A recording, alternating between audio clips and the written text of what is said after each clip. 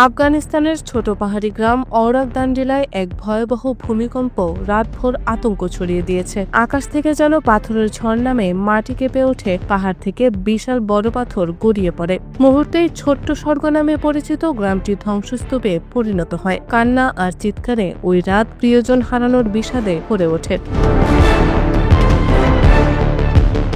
আফগান কর্তৃপক্ষ জানায়, রিক্টার স্কেলে ৬ মাত্রার ভূমিকম্পে অন্তত ২,২০০ জন নিহত হয়েছেন। ৫,০০০টির বেশি বাড়িঘর ধ্বংস হয়েছে।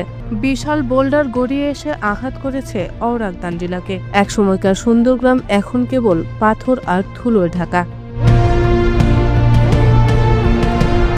অওরাকদান জেলা কুনার প্রদেশের পাহাড়ি ঢালে গড়ে ওঠা ছোট্ট গ্রাম। ধান, ভুট্টা, আখরোট ও অ্যাপ্রিকটের ক্ষেতে বাচ্চারা ঝর্ণার স্বচ্ছ পানিতে খেলত।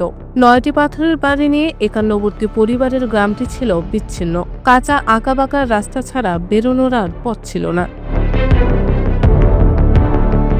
৫৫ বছর বয়সী কৃষক হায়াত খান ৩ বছর আগে পরিবার নিয়ে পাকিস্তান থেকে ফিরে এসেছিলেন। সেদিন সন্ধ্যায় বিয়ের দাওয়াত থেকে বাড়ি ফিরলেন তিনি। বড় ছেলে আব্দুল হক চাকরির জন্য গ্রাম ছাড়ার কথা ভাবলেও হায়াত তাকে বলেছিলেন, চাষ করো, আল্লাহ রুজি দিবেন।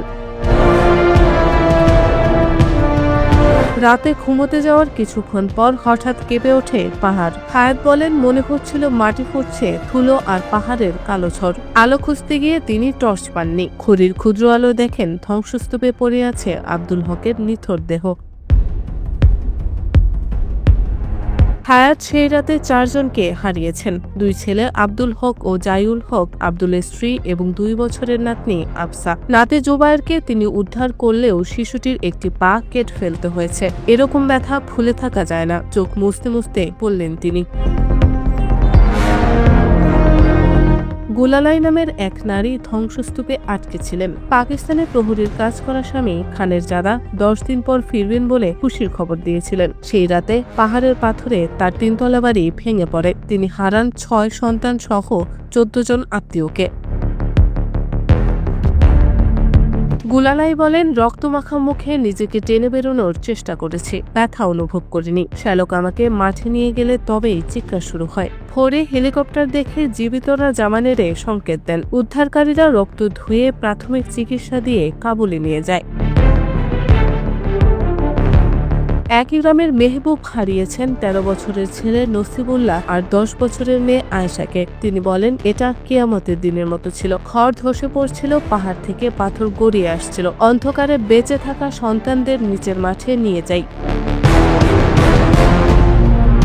ভূমিকম্পের পরপরই আরও ২৫০টির বেশি আফটারশক কাঁপিয়েছে উপত্যকাকে। মৃতদের উদ্ধার করতে লেগেছে ২ দিন। ভুট্টা ক্ষেতকে কবরস্থানে পরিণত করে ছোট ছোট পাথর দিয়ে কবরের চিহ্ন বানিয়েছেন গ্রামবাসী। রহমত গুল ৩০০ কিলোমিটার দূর থেকে এসে মেহবুবের ছেলেকে কাপড়ে মুড়ে দেন।